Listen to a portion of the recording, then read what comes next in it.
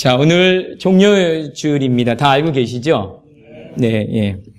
설교는요, 설교자가 이렇게 준비한 거 가지고 일방적으로 얘기하는 것이 아니라, 말씀 함께 나눌 때 성도들과 함께 나누는, 함께 교감하는 것이 설교입니다. 그러니까 제가 막 물어볼 때는 거침없이 대답을 해주시기 바랍니다. 오늘이 무슨 날이라고요? 예, 그렇죠. 오늘은 종려주일입니다. 다 아십니다. 매해 때마다 이런 종려주일, 고난, 부활, 또 겨울 되면 성탄, 여러 가지 많은 절기들이 교회에 있습니다. 오늘은 특별히 종려주일인데요. 마가복음 11장 9절에서 10절에 보니까 호산나 찬송하리로다. 주의 이름으로 오시는 이여 찬송하리로다. 오는 우리 조상 다윗의 나라여 가장 높은 곳에서 호산나 하더라 라고 이야기했습니다. 호산나라고 하는 뜻을 알고 계시죠? 호산나라고 하는 것은 도와주십시오라고 하는 뜻입니다. 가장 높은 곳에서 호산나 하더라. 이렇게 높은 곳에서 우리를 도와주십시오라고 하는 것이 호산나의 뜻입니다. 어린 나귀를 타고 오시는 예수님을 향해서 수많은 백성들이, 군중들이 종려나무가지를 흔들며 환호하고요. 예수님의 입성을 축하하는 그런 날이었습니다. 이 예수님의 입성은 예루살렘의 예수님의 입성은 예수님의 사역의 종지부를 찍는 중요한 사건입니다. 복음서는 예수님의 행적을 쭉 이야기하는, 설명하고 있는 말씀 아닙니까? 마태복음부터 요한복음까지 사복음서 전체의 내용을 보면 예수님의 동정녀 성령에 의한 탄생의 사건 아주 중요하게 다루고 있고요. 그리고 예수님의 여러 지방을 다니시면서 제자들을 삼고 그들에게 하늘에 숨겨진 복음, 말씀을 전하셨던 그런 일들, 그리고 마지막에는 예루살렘 입성을 통해서 수많은 모욕과 고난을 당하시면서 결국 십자가에서 죽으시고 후에 부활하시고 그리고 다시 오겠다라고 약속하셨던 승천의 사건, 이것이 바로 복음서의 가장 중요한 세 사건으로 다 연결되어 있고 만들어졌습니다. 그래서 어찌 보면 종려주일에 시작되는 이 예수님의 사역은 복음서에서 예수님의 모든 사역을 마무리하는 핵심적인 사역이라고 말씀드릴 수 있습니다. 자, 여기서 잠시 우리는 그렇다면 그 예루살렘에 입성하는 그 당시의 광경을 한번 살펴보죠. 자, 먼저 제자들과 군중들이 있습니다. 제자들과 군중들 처해 있는 위치는 달랐지만요, 목표는 딱 하나였습니다. 이 시대, 이 암흑의 현실, 이 고통의 자리, 불합리한 이 억압의 시대에서 예수는 말 그대로 해성과 같은 존재였습니다. 메시아이며 또한 해방의 시작이고 혁명의 어찌 보면 주인공이셨던 분이 예수님이었습니다. 그래서 호산나 했던 겁니다. 호산나, 도와주시오. 높은 곳에서 오시는 당신이 우리를 도와주십시오 라고, 호산나 다윗의 자손이요 라고 왕의 개념으로 예수를 맞이했던 거죠. 그런데 순간 군중들은 놀랬을 것입니다. 왜냐하면 예수님의 입성이 너무 초라했기 때문이죠. 어린 나귀라고 하는 것을 타고 들어오셨어요. 군중은 그 예수님의 입성을 보면서 한참 기대했는데 예수님의 나귀 탄 모습을 보면서 순간 어리둥절했을지도 모릅니다. 하지만 그들의 눈에 보이는 의심보다는요, 그들의 마음속에 가지고 있던 기대감 있잖아요. 기대감. 그리고 간절함. 이것이 더 컸을 것입니다. 그래서 나귀 탄 예수님의 존재를 정확하게 보지 못했을 것입니다. 제자들 역시 늘 같이 있었던 주님을 정확하게 파악하지 못했죠. 예수님은 제자들의 시각에서 볼 때 어디로 튈지 모르시는 그런 분입니다. 늘 아리송한 그런 존재이고 또한 그런 행동들을 하셨어요. 배고파서 사람들 모아놓고 많이 먹이고 났으면 그들을 힘을 모아서 어디로 가자라고 하셔야 되는데 어떤 기적이나 엄청난 일들을 벌이신 후에 예수님은 늘 도망가셨어요. 배를 타러 도망가시고 산속으로 도망가시고. 근데 제자들이 보기에는 이해가 안 되는 거죠. 저 정도의 능력과 파워가 있다면, 수많은 군중들이 이끌 수 있는 힘이 있다면 들어갔어야죠. 그런데 예수님은 늘 그런 사건 후에 어디론가 도망가셨어요. 늘. 그러니까 이 제자들도 도대체 예수님의 정체성이 뭘까? 늘 고민했던 거죠.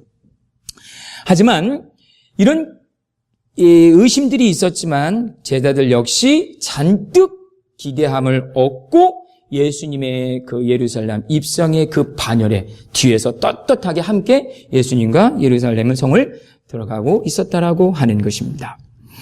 그렇다면 이런 군중과 제자들과의 상대적으로 그렇다면 예수님은 어떤 마음으로 가셨을까? 성서가 증명하고 있듯이 예수님은 이 들어가는 길이 이제 마지막 길입니다. 예수님이 이 길을 나올 때는 죽음으로 나올 수밖에 없는 상황인 거죠. 그러니까 이제 3, 4일 후에는 나는 엄청나게 상상도 못할 고난을 받을 것이다. 그리고 그 십자가에 죽을 것이다. 이것을 알고 예지하고 계셨습니다. 그러면서 그 길을 가셨다라고 하는 것입니다. 여러분, 죽음이 내 눈에 보이면 세상의 그 누구들도 다 죽음을 피해갑니다. 하지만 예수님은 죽음이 내 앞에 있는데 그것을 의연히 보고 가셨다는 겁니다. 그때 당시에 그 예수님의 마음, 심정, 환호하는 군중 속에 숨겨진 자기만의 그 엄청난 그 비밀스러운 사건들을 군중들은 모르지만 예수님은 알고 계셨고 의연히 그 길을 가셨다라고 하는 것입니다. 죽음이 앞에 있는데 그것을 어찌 바라볼까? 그것을 어떻게 준비할까? 이런 여러 가지 많은 감정과 생각들로 주님은 가셨던 거죠. 모든 것으로부터 외면당하고 하물며 아버지라고 하는 그 하나님으로부터도 외면당하는 그 죽음이 앞에 놓여 있는 그것을 준비하기 위해서 예수님은 그 예루살렘 성 안으로 입성하고 있다라고 하는 것입니다.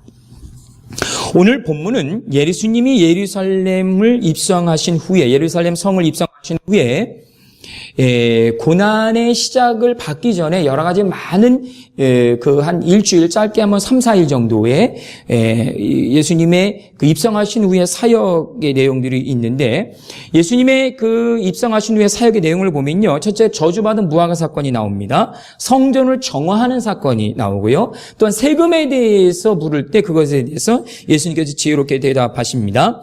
부활이 있느냐 없느냐라고 얘기했을 때 예수님이 분명히 부활에 대해서 말씀하셨고요, 최고의 계명이 무엇이냐라고 했을 때 사랑이라고 말했습니다. 너가 정말 다윗의 자손이냐라고 했을 때 그렇다라고 분명하게 말씀했고요. 그리고 성전에서 과부의 헌금에 대해서 그것을 높이 말씀하셨던, 그리고 예수님의 권위의 문제 논쟁에 또 예수님이 말씀하셨고, 마지막 이 세상의 종말이 어떻게 올 것인가에 대해서 예수님께서 쭉 말씀하셨습니다. 그리고 오늘 본문 악한 포도원 농부들의 이야기, 오늘 함께 읽은 이 말씀에 대해서 이야기를 예수님이 하고 있습니다. 그 중에서 예수님이 예루살렘 성에 입성하시고 지금 말씀드린 여러 가지 많은 이야기를 말씀을 나누셨는데, 유일하게 오늘 본문 말씀이 비유로 말씀하신 내용입니다. 예수님의 생전의 마지막 비유가 오늘 본문의 말씀이에요. 포도원 농부의 이야기라고 하는 것을 비유를 통해서 말씀하셨죠. 예수님은 당신의 스스로의 존재성을 드러내기 위해서는 늘 직설적으로 말씀하지 않고 늘 항상 이 비유로 이야기하고 있습니다. 예수님은 가장 중요한 복음의 핵심을 말할 때는요, 늘 비유로 그것을 말하고 있었는데, 오늘 본문의 말씀이 그 비유의 말씀이라는 거죠. 비유의 오늘 본문의 말씀을 간단히 보면, 포도원 주인이 포도원을 다 만들어 놓고 농사를 다 지을 수 있도록 만들어 놓고 타국에 가죠. 그리고 그것을 농부들에게 맡깁니다. 때가 돼서 소출을 보기 위해서 종 하나를 보냈더니 농부들이 때려서 보냈고요, 또 다시 보냈더니 머리에 상처를 내고 또 때려서 능욕을 해서 보냈어요. 수많은 주인이 그의 종들을 보냈는데 그들이 다 그들을 때려서 때로는 죽이고 내쫓아 보냈다는 거죠. 주인이 말합니다. 이젠 안 되겠다. 마지막 내 아들을 보내서 정리 좀 해보자. 그래서 아들을 보냈더니 농부들은 말합니다. 저가 상속자니 저를 죽이면 이 포도원은 우리 것이 된다. 그러니 저를 죽이자 해서 그를 때리고 죽여서 바깥에 버렸다는 그런 내용이 오늘 읽은 말씀의 16절까지의 말씀이 그 내용입니다. 그런데 그리고 나서 예수님은 17절, 18절의 말씀을 시편 118편 22편의 말씀을 인용해서 버려진 돌이 새로운 건축물의 머릿돌이 될 것이다 라고 하는 비유를 말씀하고 있습니다.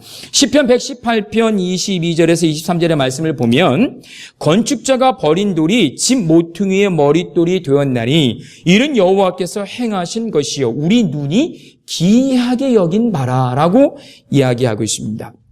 그렇죠. 건축자가 버렸는데 그 돌을 가지고 가장 중요한 머릿돌을 썼으니 우리가 볼 때는 이거 참 이상하다라고 하는 것이 시편 기자를 통해서 한 내용을 이 말씀을 그대로 예수님이 인용해서 이 말씀을 가지고 오늘 본문 이 악한 포도원 농부의 그 비유를 마무리하고 있는 겁니다. 그러니까 포도원에서 많은 종들을 때려 죽이고 상속자도 죽인 이 사건을 가지고 예수님이 이 이야기를 하나 딱 던지시고 그거에 대한 마무리로 시편 118편의 22절과 23절에 있는 말씀을 가지고 마무리를 하시는 거예요. 건축자가 버린 돌이 모퉁이 돌이 되었다라고 예수님이 마무리를 하고 있는 내용이 오늘 본문의 전체적인 상황입니다. 여기서 주인은 하나님을 말합니다. 포도원은 이스라엘을 말하죠. 이스라엘이라고 하는 것은 우리 성님들 다 알고 계시지만 이스라엘은 구원의 상징입니다. 이스라엘은 구원을 말하는 거예요. 농부는 이스라엘 백성을 말합니다. 주인의 종들이라고 하는 것은 이스라엘의 그 수많은 오랜 역사 속에서 예언자와 하나님의 선지자들을 의미하고 있는 것이죠. 결국 이 구원의 대상인 구원의 실제인 이스라엘과 이스라엘 백성들이 그 구원의 본질인 하나님과 대적하고 있다라고 예수님이 비유로 말씀하고 있는 내용이 오늘 본문의 내용입니다. 결국 하나님은 이 이스라엘에게 야 너희가 나와 계속 대적을 하고 있어? 너희는 구원의 상징이고 구원의 백성인데 내가 그 구원을 너에게 줬는데 너희는 왜 계속해서 내가 나의 종들을 통해서 나의 구원을 너희들에게 보이고 계속해서 이루려고 하는데 너희들은 그들을 죽이고 그들을 버렸다라고 하는 얘기는 너희는 왜 나의 구원이 너희들에게 이루어지기를 원하는 너희인 것을 반대하느냐 이거죠. 왜 대항하느냐 이거죠. 그래서 예수님 하나님이 그럼 내가 너에게 마지막 기회를 주겠다. 나의 아들을 줄 테니 그를 받아들이라는 얘기인 거죠. 그런데 결국 이스라엘은 그의 아들조차도 죽이는 결과를 통해서 구원의 상징인 이스라엘이 오늘 본문의 말씀을 가지고 그대로 해석을 하면 하나님으로부터 버림을 받았다라고 하는 거예요. 포도원을 다른 사람들에게 넘겨주셨다라고 했거든요. 그러니까 이 구원의 상징인 이스라엘이 하나님으로부터 버림을 받고 구원의 실체가 어디론가 옮겨졌다라고 하는 거예요. 다른 말로 표현하면 이제 구원의 기준이 구원의 이 현실적인 상황 속에서 너희들이 구원이 아니라 이제 다른 것이 구원의 기준과 그 무엇이 되었다라고 하는 것이 오늘 본문의 내용인 것입니다.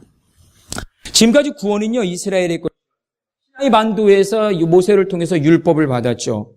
그 율법을 통해서 수많은 갖가지의 율법들이 또 만들어지기 시작했습니다. 이스라엘 역사를 통해서. 그리고 그 율법의 카테고리 안에서 그들이 머물렀을 때 그 구원은 완성되는 것이었습니다. 근데 여기서 제일 중요한 게 뭔지 아십니까? 이스라엘의 구원에 있어서 가장 중요한 조건이 첫 번째가 뭐냐면 혈통입니다. 이스라엘의 혈통을 가지고 태어나면 그들은 다 구원의 백성이 되는 거예요. 다시 말해서 할례받은 백성은 다 구원의 백성이 되는 거죠. 그리고 또 하나, 그 혈통을 통해서 갖가지 수많은 율법을 어떻게 실천하느냐에 따라서 그 구원이 가능했던 것이 지금까지 구원의 기준이었습니다. 지금까지의 이스라엘의 이런 모든 상황 속에서 문제가 하나 발견됐어요. 오늘 비유를 통해서 문제가 나왔는데 그 문제는 바로 뭐냐면 주인이 없는 포도원이에요. 포도원은 구원이요. 주인은 구원의 주체인데 근데 구원의 주체인 주인이 없는 구원만이 있다라고 하는 것이 오늘 본문의 유대인들, 이스라엘의 엄청난 큰 문제라고 하는 겁니다. 다른 말하면 하나님 없는 구원의 허상을 이스라엘이 붙잡고 있었다라고 하는 것이죠. 그리고 말합니다. 하나님 없이 우리가 구원을 이루자인 겁니다. 하나님 없이 우리가 구원을 계획하자. 자, 종도 죽이고 아들을 다 죽였으니 이제 이것은 나의 것이요, 우리 것이 된다라고 그들은 말하고 있는 거예요. 그러니까 하나님 없는 구원의 계획들을 그들이 만들고 있다라고 하는 것이죠. 창세기 11장에 바벨탑 사건이 나옵니다. 홍수 이후에 다시는 우리가 물로 절대로 더 이상 이 물로 멸망당하지 말자. 그래서 우리가 밟고 있는 이 땅이 저 하늘에 닿게 하자라고 해서 우리가 구원의 주체가 되자 이거죠. 그래서 그들이 바벨탑을 쌓기 시작했어요. 근데 하나님은 분명히 노아에게 말합니다. 더 이상 나는 이 땅을 물로써 멸망시키지 않을 것이다 라고 하는 무지개의 언약을 그에게, 인간들에게 주었죠. 하나님은 더 이상 물로 너희를 심판하지 않겠다라고 했는데 백성들은 우리의 땅이 하늘을 다 더 이상 물로 우리가 죽지 말자라고 하고 바벨탑을 쌓았던 거죠. 이스라엘 역시, 지금의 이스라엘 역시 시간이 흐르면 흐를수록 그들은 스스로의 바벨탑을 만들어 갔던 겁니다. 구원의 주체인 하나님이 없는 구원의 그 어떤 실상과 그것을 만들어가기 위해서 바벨탑을 쌓았던 것처럼 이스라엘도 지금 그러고 있다라고 하는 것이죠. 하나님과 상관없는 구원, 그 거대한 구원의 건축물들을 계속해서 쌓아가는 유대 사회 속에서 예수님도요, 잘 보십시오. 예수님도 하나의 건축자의 돌이었습니다. 예수님도 유대인이었거든요. 유대라고 하는 그들이 만들어낸 율법과 그 율법이 중심으로 된 새로운 구원의 패러다임이 그들 속에 있었던 거죠. 근데 그들은 착각하고 있었어요. 이것이 정말 하나님이 원하시는 거였다. 우리가 지금 이렇게 율법을 통해서 이렇게 하나님의 말씀을 우리가 실천하고 그리고 우리가 스스로 만들어낸 이 모든 구원의 이 카테고리는 하나님이 인정하시는 것이었다라고 그 생각하고 그렇게 만들어갔던 거예요. 하지만 그 실상은 하나님은 거기에 없었다라고 하는 것이죠. 즉 다시 말해서 우리가 구원의 바벨탑을 많이 쌓아 올라갔지만 하나님은 그 바벨탑을 원하지 않으셨다라고 하는 것과 같은 거예요. 예수님도 이 건축자재의 돌이었습니다. 그런데요, 오늘 예수님이 말합니다. 그런데 그 돌이, 그 예수의 돌이, 예수님이 건축사의 손에 들려졌을 때 더 이상 사용받지 못했다라고 하는 겁니다. 이건 굉장히 중요한 말씀입니다. 유대라고 하는 사회 속에서 만들어내는 구원의 어마어마한 바벨탑을 구원의 건축물을 올리고 있는데 예수도 하나의 건축. 그런데 건축자가 그 예수의 돌을 들어보니 필요 없는 돌인 거죠. 필요 없는 돌이에요. 예수는 더 이상 이 우리의 구원의 건축에 걸맞지 않은 돌이었다라고 하는 겁니다. 이 돌은 너무 거칠어요. 그 예수의 돌은 다듬어지지 않았어요. 못생겼어요. 지금까지 유다라는 구원의 빌딩을 전혀 맞지 않아요. 순종의 돌이 아니에요. 예수는 순종하지 않았어요. 타협의 돌이 아니에요. 예수님은 타협하지 않거든요. 이외 관계 속에서 아구가 딱 맞아야 이 우리가 원하는 이 구원의 탑이 올라가야 되는데 예수는 오히려 그 조합에 방해가 되는 돌덩어리였습니다. 무지개가 주는 그 허망한 그 약속을 계속해서 말하고 있는 것이 예수가 하나님이 계속 무지개의 언약을 얘기하고 있는데 이들은 바벨탑을 쌓았던 거죠. 당연히 건축자는 그 돌을 어떻게 버릴 수밖에 없었습니다. 유대적 구원을 위한 건축물에는 철저하게 잘 다듬어진 그 어떠한 돌들이 필요했던 겁니다. 예수는 다듬어진 돌이 아니었어요. 거친 돌이었어요. 그들의 이해와 관계 속에서 적합한 돌이 아니었어요. 예수는 늘 그 어떤 다른 의미의 돌들이었어요. 지금까지의 돌들은 원하는 형태를 갖고 있었어요. 하나의 유기적인 형태로 거대한 담론이 그것을 지배했어요. 또한 그 담론을 유지할 수 있고 추진할 수 있는 것은 엄청난 권력과 다스림의 힘이었어요. 그래서 그 건축물은 사실상 어찌 보면 견고하게 계속해서 세워졌던 거예요. 사실상 모든 혈통의 유대인들은 이 구원의 건축물에 모두 다가 일원이 되었던 겁니다. 율법적으로 그것을 인정했기 때문에 그래요. 그래서 율법 안에 거하는 모든 이들은 이 거대한 구원의 건축물에 다 포함되어 있었다라고 하는 거죠. 예수님 역시도 그의 이론으로 그 건축물에 포함되어 있던 사람들이었어요. 율법적으로 보면. 하지만 어느새부터인가 버려진 돌들이 생기기 시작했다라고 하는 거죠. 우린 여기서 이 말씀을 좀 잘 기억해야 됩니다. 언제부턴가 유대에 있는 모든 돌들은 다 구원의 거룩한 우리가 만든 여기에 참여하는 돌들이 되어야 되는데 언제부터인가 버려진 돌들이 생겨나기 시작했다는 거예요. 그래서 그 버려진 돌들은 광야로 쫓겨나가기 시작했어요. 가장 천한 일을 감당하기 시작했어요. 그 사회 속에서. 이방인보다 더 이방인처럼 취급받는 사회 구조 속 악한 존재로, 악의 존재로 그들이 있기 시작했어요.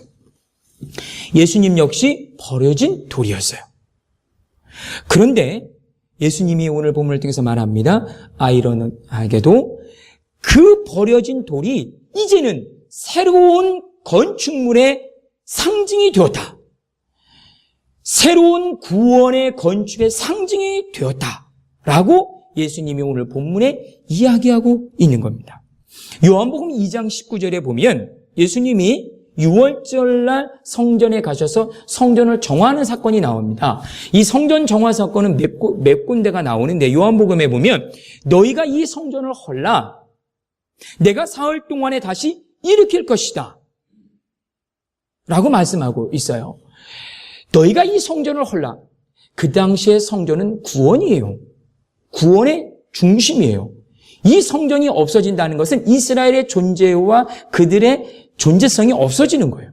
이것은 하나님의 구원의 실체예요. 성전은. 근데 예수님이 말합니다. 헐라. 내가 사흘 만에 다시 만들 것이다. 이해가 되시는 거죠. 헐라. 내가 다시 만들 것이다. 지금까지 너희가 만들어왔던 이 구원의 빌딩을 허물라. 이제 내가 다시 지을 것이다. 라고 말하는 거죠. 당시 유대의 성전은 바벨탑의 상징이었고요. 유대 구원의 상징이었고요. 물론 이렇게 단순한 논리로 그냥 이렇게 말할 수는 없어요. 이 성전의 긴 역사는 엄청난 신학적인 의미가 있습니다. 그래서 제가 이렇게 단순하게 이 성전을 폄하하듯이 말하는 것도 잘못된 수도 있어요. 근데 중요한 것은 제가 말씀드리고자 하는 것은 이 성전은 유대인들에게 잘못된 구원의 심벌이었다라고 하는 거죠. 예수님의 성전에 대한 인식은 내가 곧 성전이다. 그렇기 때문에 지금까지 구원을 대표하는 이 허상이었던 이 성전은 더 이상 의미가 없다라고 하는 거죠. 예수님의 이 성전 인식은 요한복음 4장에 분명히 나옵니다. 예수님의 공생활에 복음을 전했을 때도 나와요. 수가성 여인하고 말합니다. 너희들은 어디서 예배드리냐? 유대인들은 예루살렘이요, 누구는 그림신산이요, 이렇게 예배드리는데 아니다. 더 이상 그 성전은 의미가 없다. 이렇게 성전에 대해서, 예배에 대해서 다시 한번 예수님도 또 말씀을 하셨던 적도 있습니다. 이제 그 구원의 상징은 더 이상 성전이 될 수 없다라고 하는 거예요. 지금까지 이스라엘 백성들은 그것이 구원의 상징으로 모든 유대인들은 일원이 되어서 그 거룩한 성전을 물들이 되어서 성전을 만들었는데 이제 더 이상은 그것은 의미가 없다. 그리고 너희들이 그 성전에 참여하지 않은 나를 버렸는데 내가 이제 새로운 성전이 될 것이다 라고 있는 것이 본문의 말씀입니다. 사실 예수님이 잡혔죠. 그래서 많은 공회에서 재판을 받는데 예수님에게서 죄목을 쫙 따져보는데 아무것도 없어요. 먹였던 거, 고쳐줬던 거, 이게 무슨 죄가 돼요? 근데 유일하게 예수님에게 있어서 유일한 죄목이 하나 있어요. 그것이 바로 뭐냐면 요한복음 아까 말씀드린 2장 19절에 너희가 이 성전을 헐라 내가 사흘 후에 다시 지을 것이다 라고 하는 요 말씀이 엄청나게 큰 죄목이 됐던 거죠. 네가 뭔데 이 거룩한 성전을, 하나님의 성전을 허무느냐? 그리고 네가 뭔데 어떻게 3일 후에 다시 그걸 짓느냐 이 얘기죠. 이것은 엄청난 성경 파괴 불경죄에 속했던 겁니다. 특별한 제목이 없었지만 이것이 예수님에게 있어서 가장 죽음으로 가는 가장 중요한 명분이 되었던 거죠. 자, 예수님은 철저히 버림받았어요. 사실 예수님은 철저히 버림받는 것이 당연할 수도 있습니다. 버려진 돌, 만약에 예수님이 버려지지 않았다면 그 허상의 건축물에 예수님도 함께 동참하여 박혀 있었다면 인류의 구원의 역사는 이렇게 만들어지지 않았을 거예요. 여러분, 버려짐 속에 새로운 건축물, 즉 구원의 건축물이 생겼던 겁니다. 그리고 그 머릿돌로 구원의 완성자이신 예수님은 지금 우리에게 새로운 구원의 기준과 새로운 구원의 가치로 예수님은 우리에게 있다라고 하는 것입니다. 이 세상에는 잘 다듬어진 돌들이 굉장히 많이 있습니다. 완성도 높은 돌들이 있고요. 사실 수많은 사람들이 이렇게 완성된 돌이 되기 위해서 참 많이 노력하고 애쓰고 살아가고 있는지도 모릅니다. 그리고 다듬어지는 과정 속에서 우리는 더 이상 정직하지 않아요. 그냥 눈 한번 찔끔 감습니다. 그러면 내가 다듬어지고 내가 만들어지기 때문에 그래요. 그런데 문제는 그렇게 다듬어진 돌이 어디에 쓰임을 받느냐입니다. 나보다 먼저 올려진 돌 위에 내가 올라가고 그 사이에 끼어서 그래서 점점 높이 멋있게 웅장하게 올라가고 있는 그 건축물에 내가 거룩한 일원이 되었는데 그 건축물이 어디에 쓰이는지 모르고 내가 거기에 일원이 되고 있는 거예요. 그 건축물이 지금 어느 방향을 향해서 가고 있는지도 모르고 내가 거기에 그 건축물에 끼어져 있는 거죠. 다만 그 견고한 소속감, 그 안정감이 주는 행복 속에서 우리는 그 존재를 다 드러내고 있는지도 모릅니다.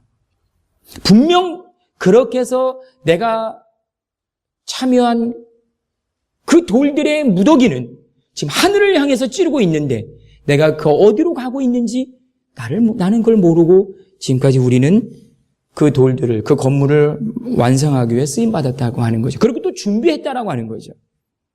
반대로 이 세상에는 버려진 돌들이 아주 많이 있습니다. 대부분의 이 돌들은 다듬어지는 돌이 되기 위해서 애쓰다가 버려질 수도 있고요. 처음부터 버려질 수도 있습니다. 중요한 것은 그 다듬어진 돌들로 만들어진 것이 바벨이라고 한다면 우리는 반드시 버림받아야 됩니다. 옆에 있는 분에게 한번 그렇게 축복하시죠. 당신은 버림받아야 됩니다. 시작. 빨리 축복하십시오. 당신은 버림받아야 됩니다. 이걸 안 하시는 분은 아직도 제 설교를 이해를 못하고 계십니다. 전 처음부터 다시 해야 됩니다.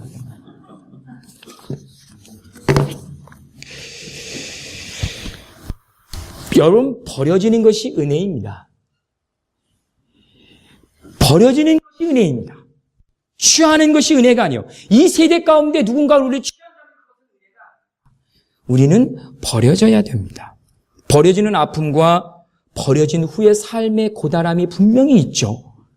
사실 우리는 그걸 알기 때문에 그럼에도 불구하고 어딘가에 끼려고 자꾸 이러는지 모릅니다.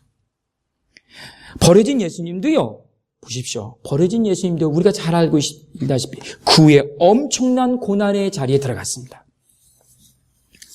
하지만 그분이 버려졌을 때 새로운 세상이 열렸습니다.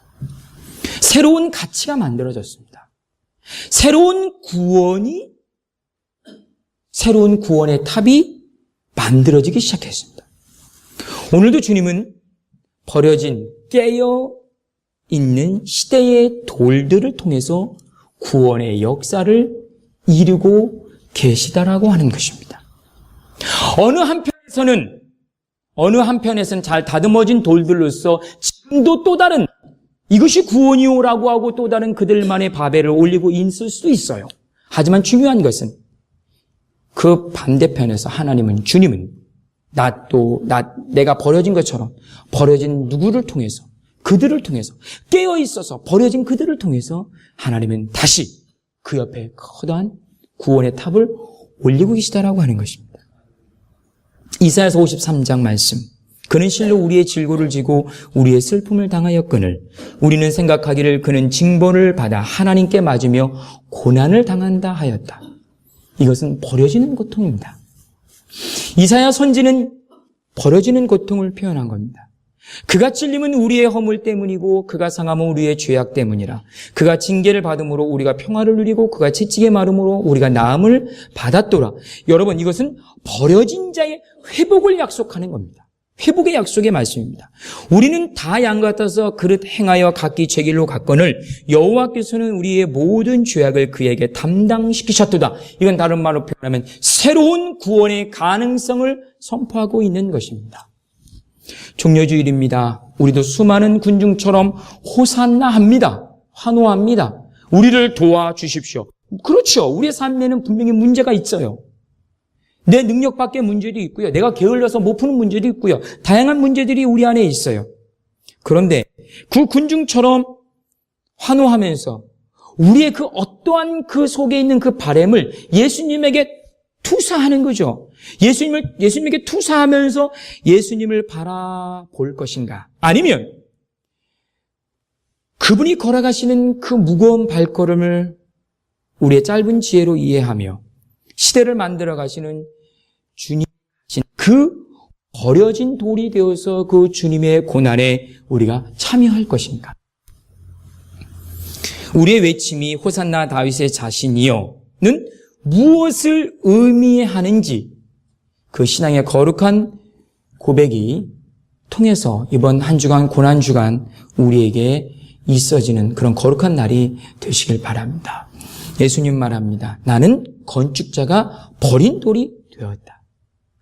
버려졌을 때 그 까칠까칠한 쓸모없는 더 이상 유대 땅에서 발붙일 수 없는 그 버려진 돌이 새로운 하나님의 가치로 만들어진 새로운 구원의 탑이 되어 지금 저와 여러분에게 있다라고 하는 것입니다. 이 시대를 살아가고 있는 우리에게 주님은 또다시 새로운 구원의 완성을 위해서 우리에게 계속해서 우리를 요청하고 계시고 우리를 부르시고 계시다라고 하는 것입니다. 여러분, 버려진다는 것 어렵고 고통스러운 것입니다. 그러나 그 버려짐을 통해서 고난이 시작된다 할지라도 주님께서 그 버려짐의 끝을 붙잡고 계시는 회복하시는 주님의 능력이 있다라고 하는 것입니다. 그것이 바로 부활로 연결되는 것입니다. 한 주간의 고난 주간을 우리가 어떻게 보내실지 다시 한번 우리가 말씀을 통해서 묵상하고 버려진 우리의 자신이 하나님께 온전히 붙잡힌 바 될 수 있는 그런 복된 한 주가 되시기를 주의 이름으로 간절히 기원합니다. 우리 말씀을 생각하시면서 함께 기도하시겠습니다.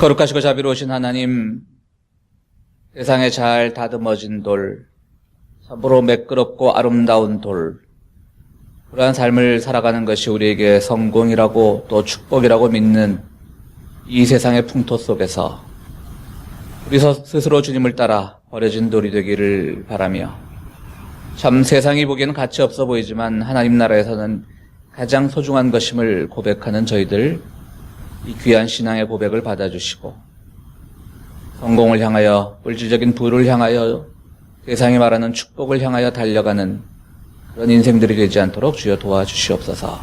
그것이 곧 주님께서 우리를 찾아오신 이유임을 우리가 깨닫기를 원합니다. 이 시간 저희들 부족하지만 주님 앞에 귀한 예물을 드립니다. 이 예물이 쓰이는 곳에 하나님 나라의 의와 평화가 성취되는 열매를 보게 하여 주시옵소서.